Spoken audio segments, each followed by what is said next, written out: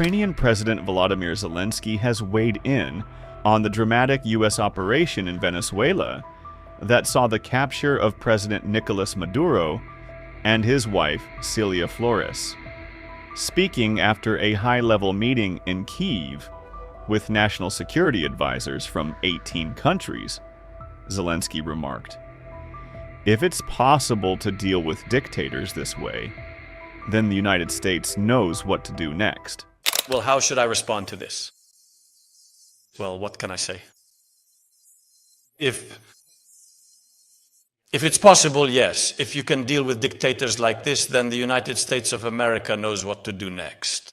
Tomorrow, representatives of the general staffs, chiefs of general staffs, and representatives from other countries' military sectors will be heading to Europe. They will spend a day working in France, in Paris. After that, there will be a meeting of leaders, and the security documents will be further refined. The leaders will discuss many different issues, but the focus will be on security guarantees and reconstruction. During these meetings, there will also be meetings with President Trump's team. These meetings will also take place in Paris. They will last for a day or maybe 2 days. We'll see how things go. And after that, I think we will be preparing for a meeting in the United States of America at the leaders' level with a broad circle of participants.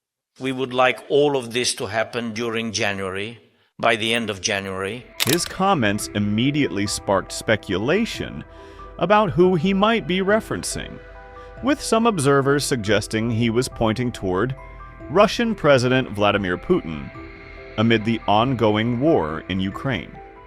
Earlier on Saturday, U.S. forces successfully carried out a pre-dawn operation that removed Maduro and Flores from Venezuela, transporting them to New York City, where they are set to face federal charges related to narco-terrorism.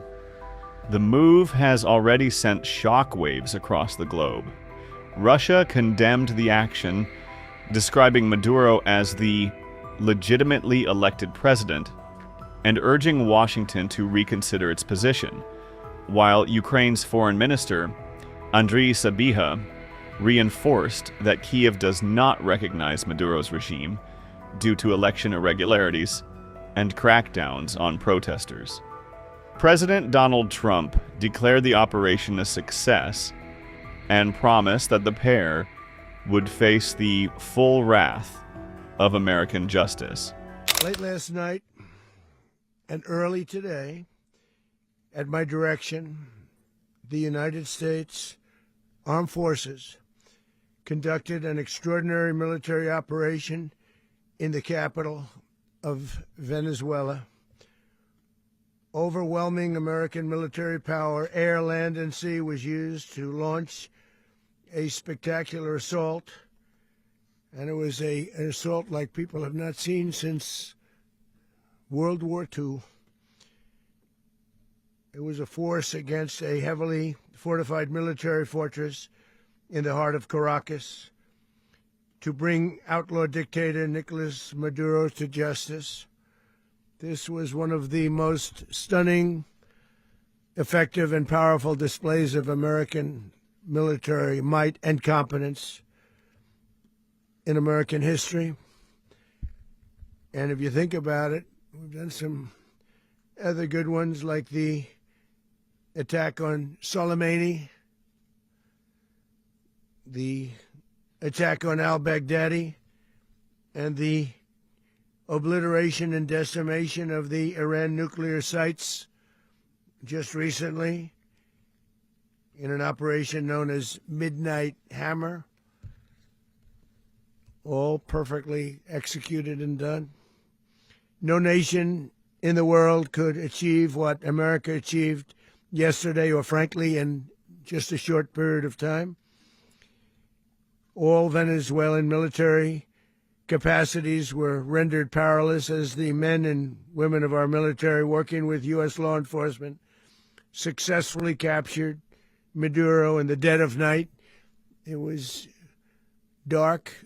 The lights of Caracas were largely turned off due to a certain expertise that we have. It was dark, and it was deadly. but captured along with his wife, Celia Flores, both of whom now face American justice. Maduro and Flores have been indicted in the Southern District of New York, it's Jay Clayton, for their campaign of deadly narco-terrorism against the United States and its citizens. I want to thank the men and women of our military who achieved such an extraordinary success overnight with breathtaking speed, power, precision, and competence. You rarely see anything like it. You've seen some raids in this country that didn't go so well. They were an embarrassment. If you look back to Afghanistan or if you look back to the Jimmy Carter days, they were different days. We're a respected country again, like never before. These highly trained warriors operating in collaboration with U.S. law enforcement caught them in a very ready position. They were waiting for us. They knew we had many ships out in the sea, just sort of waiting. They knew we were coming. So they were in a ready, what's called a ready position. But they were completely overwhelmed and very quickly incapacitated. If you would have seen what I saw last night, you would have been very impressed. I'm not sure that you'll ever get to see it, but it was an incredible thing to see. Not a single American service member was killed, and not a single piece of American equipment was lost. We had many helicopters, many planes, many people involved in that fight.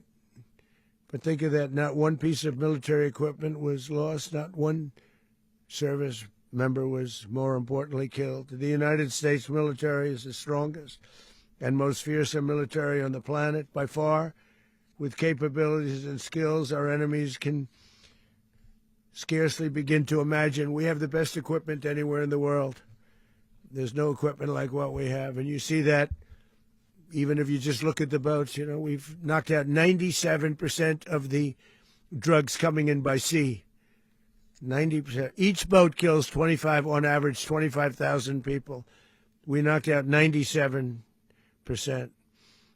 And those drugs mostly come from a place called Venezuela. We're going to run the country until such time as we can do a safe, proper, and judicious transition. So we don't want to be involved with having somebody else get in, and we have the same situation that we had for the last long period of years. So we are going to run the country until such time as we can do a safe, proper, and judicious transition. And it has to be judicious.